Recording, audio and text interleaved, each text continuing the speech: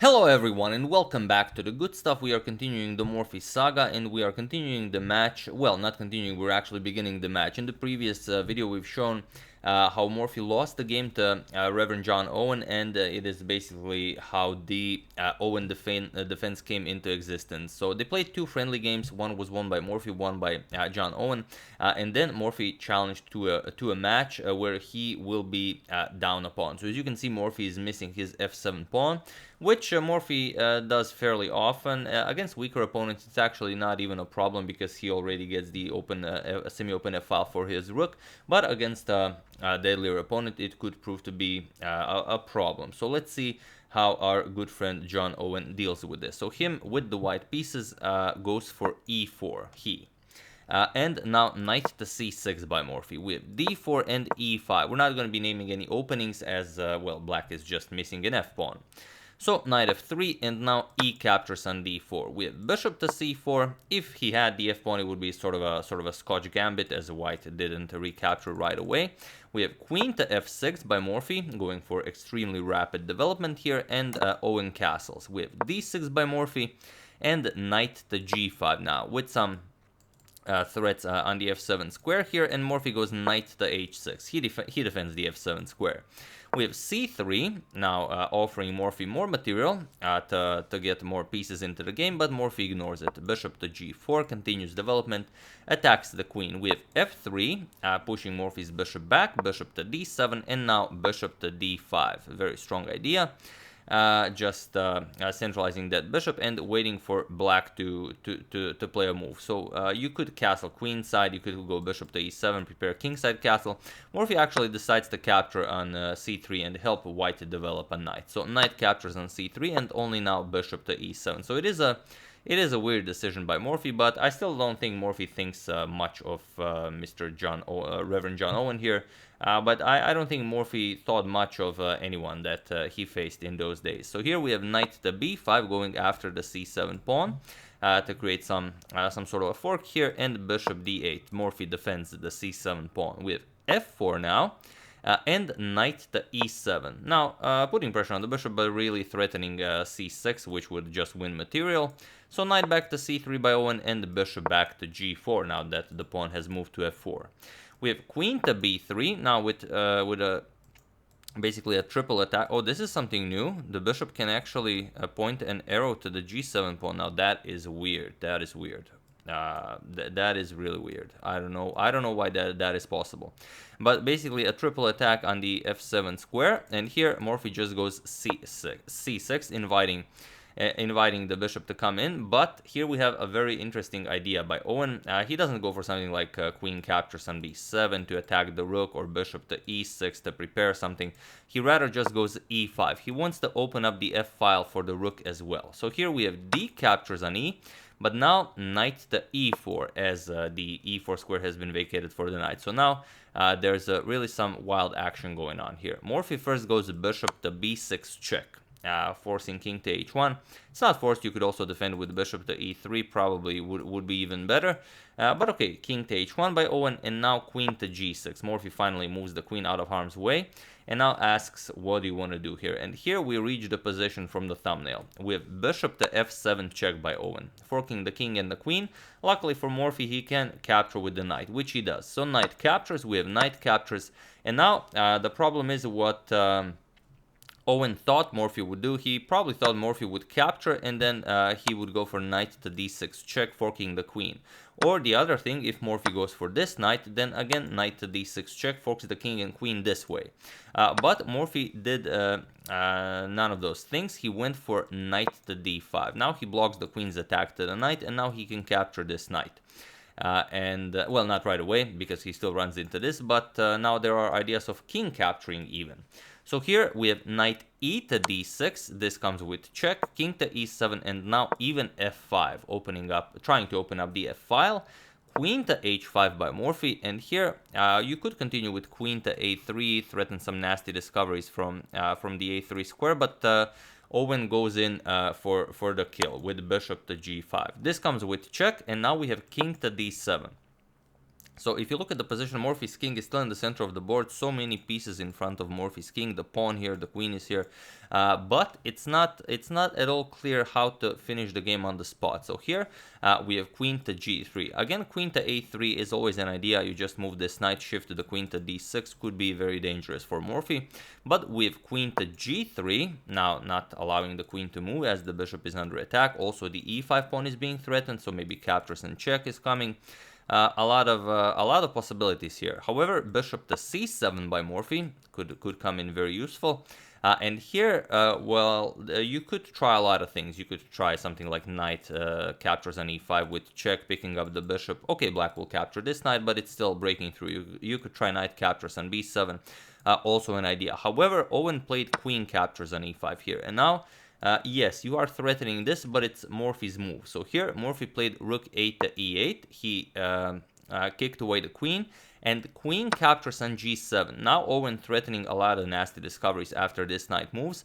And here, Morphy again shows how very little he thinks of his opponents. He just plays bishop captures on d6, and he allows all sorts of nasty discoveries. Here, you just have to kick away the queen with rook h to g8, and then after the queen moves, let's say you trade, captures, now you can capture on d6, and there are no problems. If captures, then captures, and we would end this variation with Morphy having a knight and the bishop for a rook. However, Morphy goes for bishop captures on d6 right away, and now Owen has a lot of nasty discoveries that he can go for.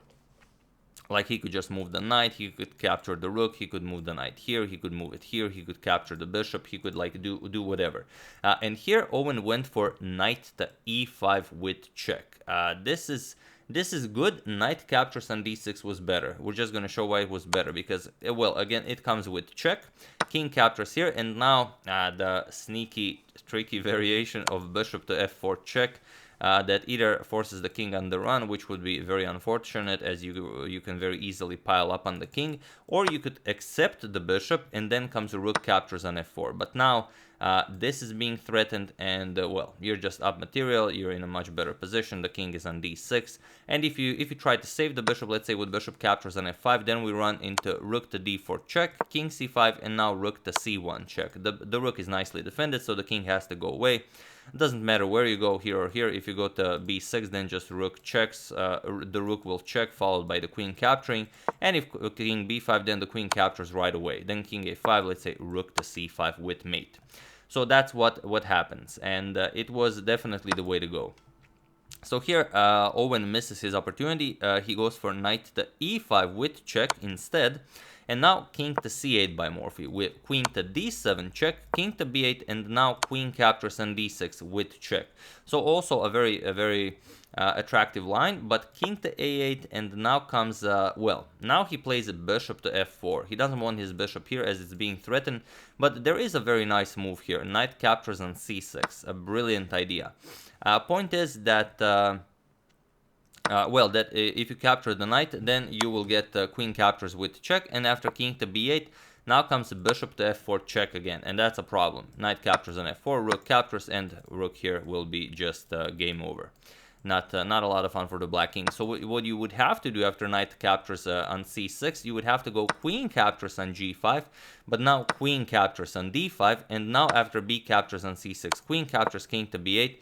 Now the brilliant rook 8 to c1, followed by rook c3, rook to b3, and not a lot of way for black to deal with this. If rook to c8, then you have the very clean queen b5 check, king to a8, and now queen to d5 with check, king b8, and again rook to c3 with the same idea, either rook b3, or if it's captured, then the thing is b captures, and now you don't really have a good move. Rook to b1 is coming, and even if you try and prevent it with bishop captures, the funny thing is you still get rook to b1 check, and you're either getting checkmated, or if bishop captures, just queen captures, and it's a winning game for white. So here, after king to a8, knight captures here, tricky and hard to calculate, but it is the way to go. Owen goes for bishop to f4 instead. He's still better here, but the problem is now Morphy, well, he starts being Morphy. He plays queen captures on f5, and now that the bishop is out of harm's way, only now does Owen go for knight captures on c6. But now the only difference between this knight captures on c6 and that knight captures on c6 is that here white loses by force. And there is only one move that allows Morphy to win the game. So feel free to pause the video and win this game for Morphy while I give you a couple of seconds.